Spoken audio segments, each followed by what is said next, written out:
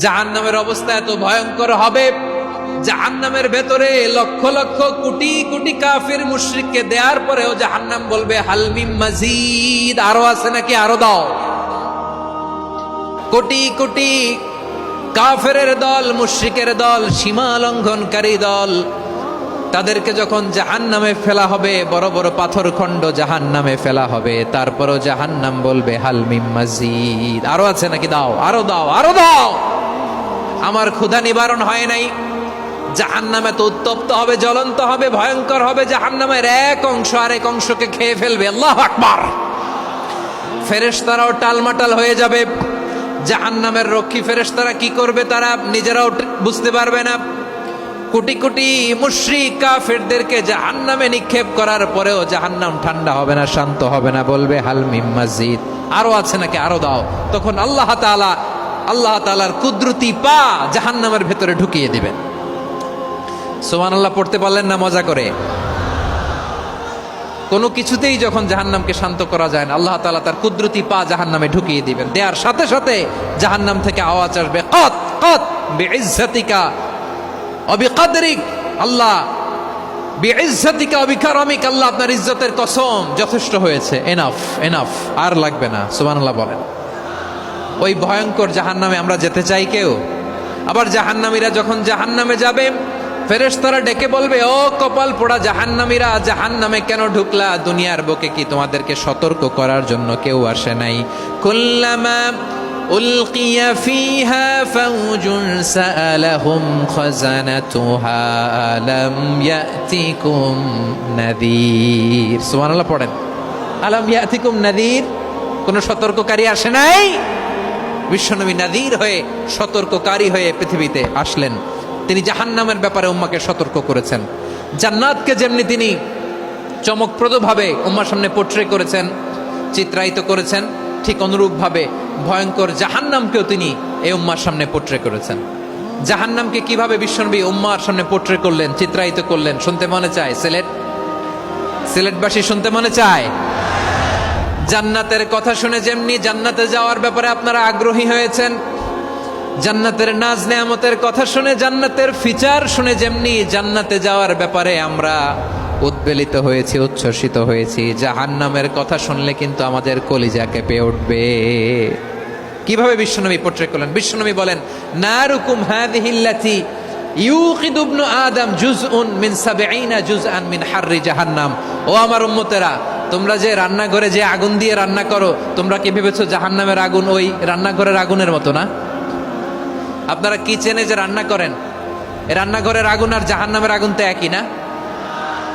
সিলেটের ভাইরা বুঝে থাকলে উত্তর দেন। কিচেনের রান্নাঘরের আগুন আর জাহান্নামের আগুন এক না? একরকম? বিশ্বনবী বলেন, জুজউন মিন ৭০ জুজআন মিন হাররি জাহান্নাম। জাহান্নামের আগুন দুনিয়ার আগুনের চেয়ে কমপক্ষে ৭০ গুণ বেশি তেজওয়ালা। জাহান্নামের আগুনকে আল্লাহ নাম দিয়েছেন নারুল্লাহ। এটা আল্লাহর আগুন, নারুল্লাহিল মুকাদা আল্লাতী তাত্তালিউ আলাল আফইদা, যেটা কলিজার মধ্যে যে ধরে যায়। দুনিয়ার আগুন হাতে লাগলে হাত জ্বলে, পায়ে লাগলে পা জ্বলে। জাহান্নামের আগুন দেহের যেই জায়গায় লাগুক না কেন, সাথে সাথে কলিজাটা জ্বলে ছাই হয়ে যাবে। নারুল্লাহিল মুকাদা আল্লাতী তাত্তালিউ আলাল আফইদা। জাহান্নামের আগুন গায়ে লাগলে আপনার কলিজা পুড়ে ছাই হয়ে যাবে। ওই জাহান্নামে আমরা যেতে চাই? আমরা তো সবাই মিলে নাশিদ গাইলাম, জান্নাতে আমরা একা যাব না, সবাই মিলে যাব। ওই জাহান্নাম থেকেও সবাই মিলে বাঁচার দরকার আছে না নাই?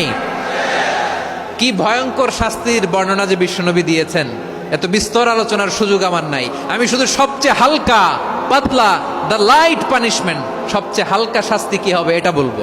বিশ্বনবী বলেন, ইন্না আহওয়ানা আহলিন নারি আযাবান ইয়াউমাল কিয়ামাতি লারাজুলুন তুদাউ ফি আখমাসি কদামাইহি জামরাতান ইয়াগলি মিনহুমা দিমাগু। জাহান্নামের সবচেয়ে হালকা আযাব কি হবে শোনো। সবচেয়ে ভারী না হালকা? সবাই বলুন, জাহান্নামের সবচেয়ে কঠিন আযাব না হালকা? জাহান্নামের সবচাইতে হালকা আযাব হলো ওই ব্যক্তির আযাব যার পায়ে দুটো জাহান্নামের আগুনের জুতা পুড়িয়ে দেয়া হবে। ওই আগুনের উত্তাপে তার মাথার মগজগুলো ভাতের মারের মতো টপ টপ টপ টপ করে বেয়ে বেয়ে পড়বে। নাউজুবিল্লাহ পড়বেন না? আচ্ছা প্রিয় সিলেট, আওয়াজ করে বলেন, এইটা যদি সবচেয়ে লাইট পানিশমেন্ট হয়, সবচেয়ে হালকা পাতলা সহনীয় আযাব যদি হয়, তাহলে ভয়ঙ্কর তোমার আযাবের কি অবস্থা হবে? আমরা কি ওই জাহান্নামে যেতে চাই? জাহান্নামের অবস্থা এত ভয়ঙ্কর হবে, জাহান্নামের ভেতরে লক্ষ লক্ষ কোটি কোটি কাফির মুশরিককে দেওয়ার পরেও জাহান্নাম বলবে হাল মিন মাজিদ, আরো আছে নাকি, আরো দাও।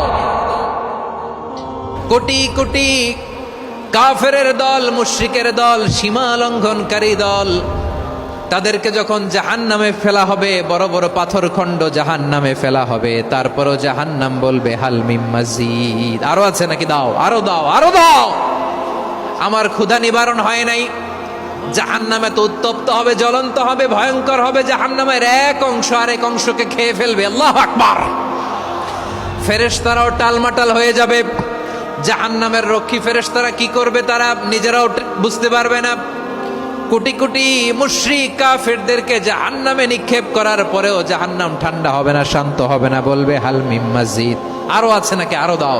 তখন আল্লাহ তাআলার কুদরতি পা জাহান্নামের ভেতরে ঢুকিয়ে দিবেন। সুবহানাল্লাহ পড়তে পারলেন না মজা করে?